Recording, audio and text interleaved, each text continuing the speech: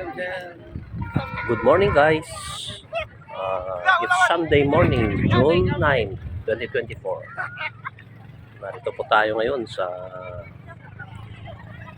White Sand Bar Island. Dito sa may Camiguin. Ito po yung sinasabi nilang sandbar pag low tide. Lumalabas ang isla na to. White Sand.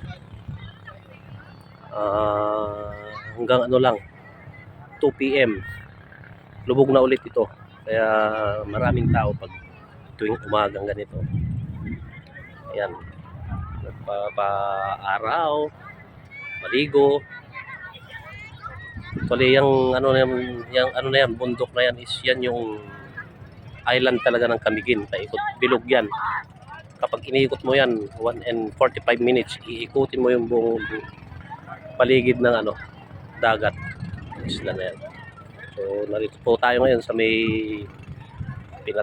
isla naman, isang isla na dinadayo talaga ng mga kababayan natin. Kasi ito nga, lumalabas lang to kapag low tide every morning hanggang 2 PM daw ang sabi ng mga taga rito. Yan yung ano. So expected natin 2 PM wala nang tao dito. Bukas ulit na umaga. Ang gaganda dito sa lugar na to.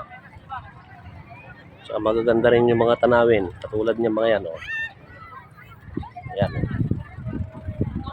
Yan. Magandang tanawin.